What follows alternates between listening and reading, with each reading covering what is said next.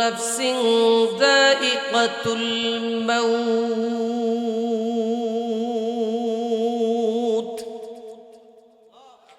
মৃত্যুর স্বাদ সকলকেই গ্রহণ করতে হবে।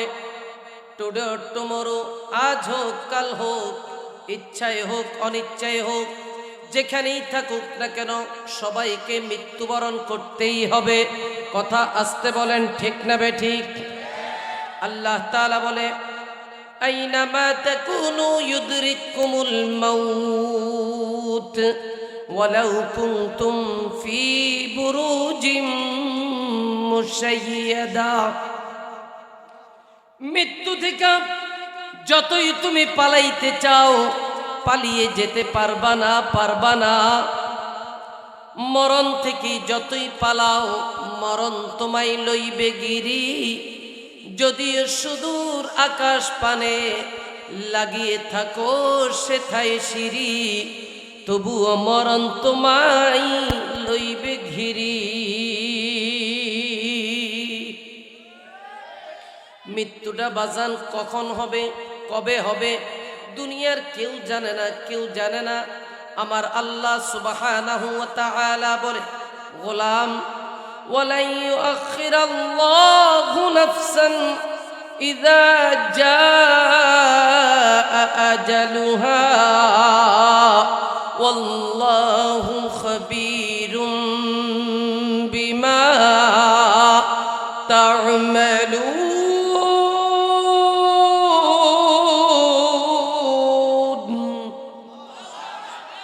আল্লাহ সুবহানাহু ওয়া তাআলা বলে, যেই দিন, যেই মুহূর্তে, যেই সেকেন্ডে, যেই মিনিটে, যেই ঘন্টা তোমার জন্য মৃত্যু অবধারিত আছে, তুমি রাস্তার জারুদার থাকো আর বিমানের পাইলট থাকো, বাড়িতে থাকো আর গাড়িতে থাকো, লঞ্চে থাকো আর মঞ্চে থাকো, যেই জায়গায় থাকো না কেন, যেই অবস্থায় থাকো না কেন, আজরাইল ওখানে গিয়েই তোমার জানটা নিয়ে আসবে।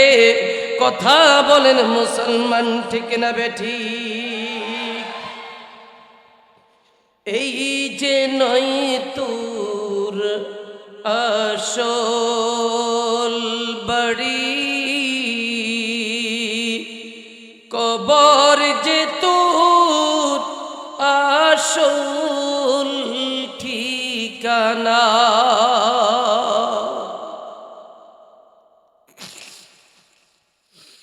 ও তুই এই দুনিয়ার মোহে পরে নামাজ কেন পড়ো না?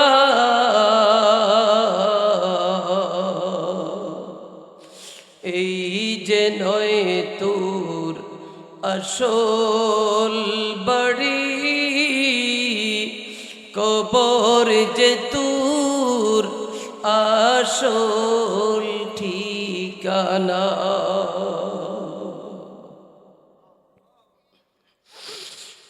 বাবা গেল, দাদা গেল, একই সবই গেল। তোমার আমার যেতে হবে, তোমার আমার যেতে হবে, বেঁচে থাকা যাবে না।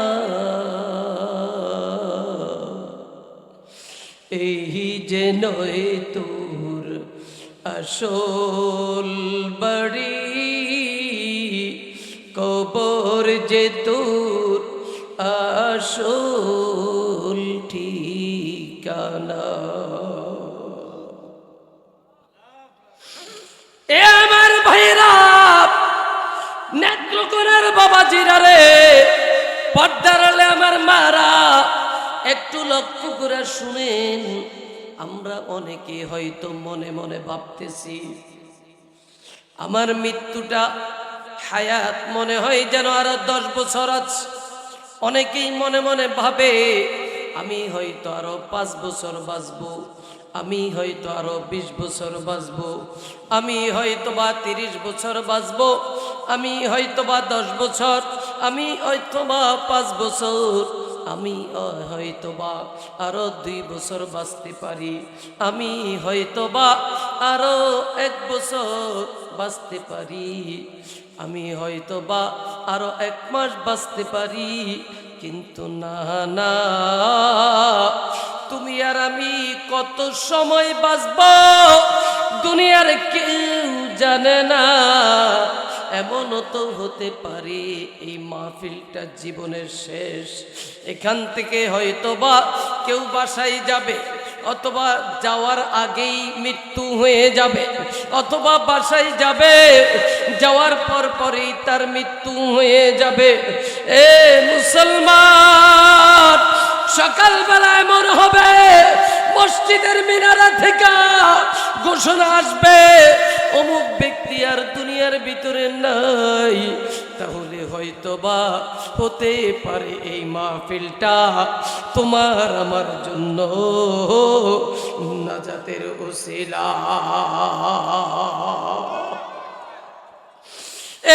গতকালকের আগের দিন আমার বাইরা রে,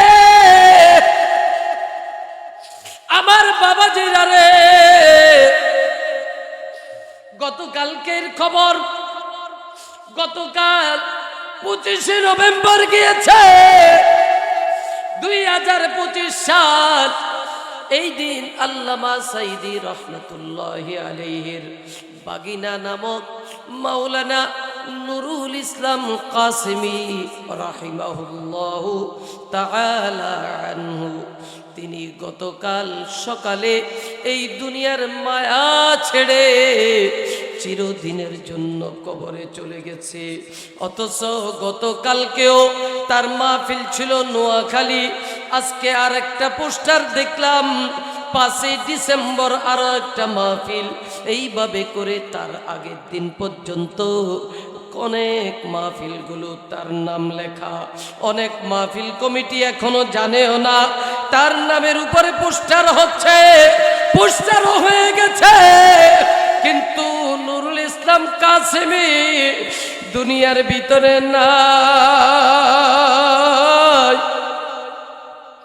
তার সন্তান তার ফেসবুক আইডির ভিতরে লিখছে, তার বাবা যখন অসুস্থ হইয়া ঢাকা মেডিকেলে ভর্তি হয়েছে, ঢাকা মেডিকেলের আইসিইউতে ভর্তি, এমত অবস্থায় তার সন্তান লিখেছে 25 তারিখ পর্যন্ত যতগুলা মাহফিল ছিল সব প্রোগ্রামগুলো বাবার তরফ থেকে আমি তার সন্তান ক্যান্সেল করে দিলাম।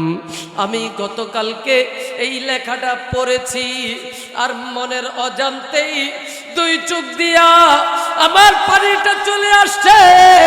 কিভাবে জানলো তার ছেলে 25 তারিখ পর্যন্ত সব প্রোগ্রামগুলো ক্যান্সেল করলো, কিন্তু 25 তারিখে আমার মালিক তারে ডাক দিয়ে নিয়ে গেছে। আলেম বলো আর আওয়াম বলো, শিক্ষিত বলো আর মূর্খ বলো, বাড়িওয়ালা আর গাড়িওয়ালা, তুমি যেখানে থাকো, যে অবস্থায় থাকো না কেন, তোমার জন্য মৃত্যু যখন অবধারিত, আজরাইল এসে তোমার আমার জানটা নিয়ে চলে যাবে। কথা বলো ঠিক না বেটি? হঠাৎ করে শুনবি একদিন আমার মৃত্যুর খবর,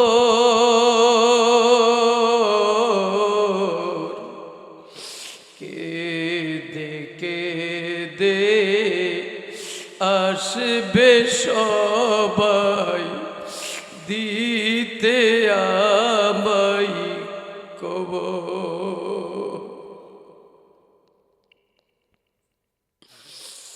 বাবাজিরা রে, এ আমার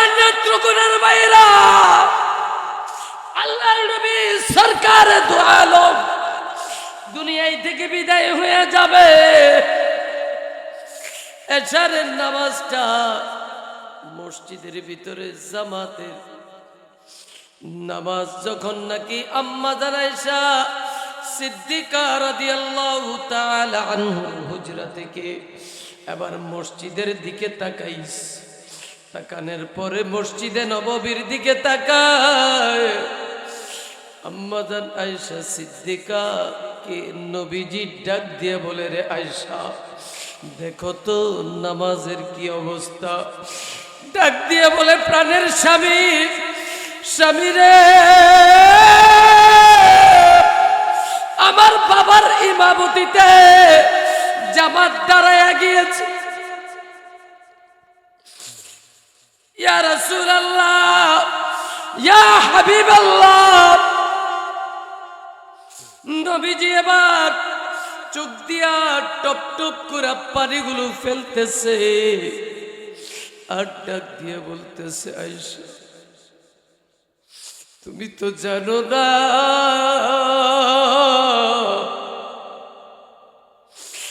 এই নামাজটাকে প্রতিষ্ঠা করার জন্য আমি যখন নাকি কালিমার দাওয়াত দিয়েছি মক্কার মানুষগুলো আমাকে মেরেছে। তাইফের ময়দানে গিয়েছি, ছোট ছোট বাচ্চাগুলোর হাতের ভিতরে ছোট পাথর দিয়ে দিয়েছে। এই পাথরগুলো বাচ্চাগুলো আমার শরীরের ভিতরে মারছে আর বলছে, পাগলটার গায়ের ভিতরে পাথর মার। আমারে পাথরগুলো মেরেছে, এই পাথরগুলো আমার পবিত্র দেহের ভিতরে প্রবেশ করেছে। হযরত যায়েদ যখন নাকি পাথরগুলো টান দেয় খোলার জন্য পাথর, তখন মনে হয় যেন আমার কলিজাগুলো ছেড়ে যায়। এই নামাজটা প্রতিষ্ঠা করার জন্য আমি আমার জীবনের সব মায়া ত্যাগ করেছি।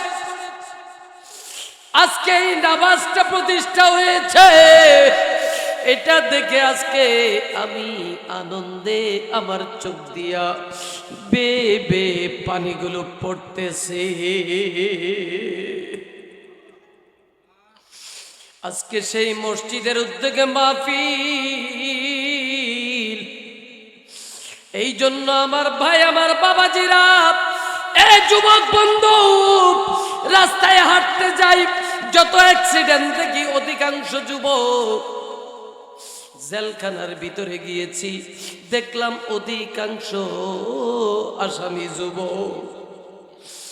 তুমি মেডিকেলে যাও, হাত নাই পাও নাই যা আছে, পঙ্গু হাসপাতালে অধিকাংশ যুবক। বিপদে পড়ে যুবক, ক্ষতিগ্রস্ত হয় যুবক, লাঞ্ছিত হয় যুবক। এই জন্য যুবকদেরকে বলবো, বলো না আজান শুনতে দেরি হবে, নামাজে যাইতে দেরি হবে না। কারা কারা রাজি আছো আল্লাহরে দুইটা হাত দেখায়া দাও। আল্লাহ কবুল করুক, জোরে জোরে বলেন আমিন। হাতগুলো নামাজ। জামাতের গুরুত্ব আমার নবীজির কাছে একজন অন্তর সাহাবী গেছে, ডাক দিয়ে বলে, ইয়া রাসূলুল্লাহ, ইয়া হাবিবাল্লাহ, আমি তো রাত্রে বেলা আমি হেঁটে হেঁটে মসজিদে আসতে পারি না, এখন আমি কি ঘরে নামাজ পড়লে হবে কিনা? নবীজি বলছে হবে। এইভাবে করে সাহাবী চলে যাচ্ছে, তু পরক্ষণেই নবীজি ডাক দিচ্ছে, এদিকে আসো, বলো মসজিদের আজান কি তোমার কানে যায় কিনা? ডাক দিয়া বলে, ইয়া রাসূলুল্লাহ, ইয়া হাবিবাল্লাহ, জি আমার কানে যায়। নবী আমার ডাক দিয়া বলে, মসজিদের আজান শুনবা, সাথে সাথে তুমি ঘর থেকে এসে আবার মসজিদে জামাতের সাথে নামাজ আদায় করে যাওয়া। আরো আসতে বলেন আল্লাহু আকবার। এই জন্য বলতেছিলাম, মৃত্যু কার কখন হয় দুনিয়ার কেউ জানে না, একমাত্র একজন জানে, তিনি কে? আরো জোরে বলো কে? এই জন্য আল্লাহ বলে আল্লাযী খালাকাল মাউত ওয়াল হায়া লিয়াবলুয়াকুম আইয়ুকুম আহসানু আমালা। আল্লাহু আকবার বলো। আমি আল্লাহ হায়াত আর মউত এই দুইটা দিয়েছি, দুইটার মাঝখানে যেই সময়টা দিলাম, এই সময়টার ভিতরে কে কত বেশি নেক আমল করতে পারো এটা আমি আল্লাহ দেখব। চিৎকার মরে বলেন তো, আপনি আর আমি যা করি এ টু জেড দেখে কে? জোরে বলেন কে দেখে? আপনি আমাকে ভালোবাসবেন কার জন্য? আমি আপনাকে ভালোবাসবো আল্লাহর জন্য।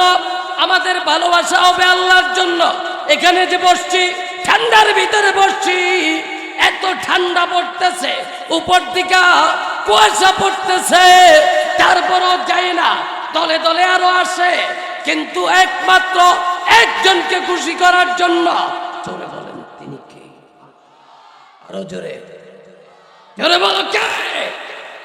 তাহলে একজনকে খুশি করব, আর তিনাকে যদি খুশি করে কবরে যাইতে পারি, আল্লাহ রাসূল জানিয়ে দিয়েছে আল কবরু রাউযাতুম মির রিয়াজিল জান্নাহ, কবরটা জান্নাতের বাগানে পরিণত করে দিবেন একজন, তিনি কে? আরো আসতে বলেন কে?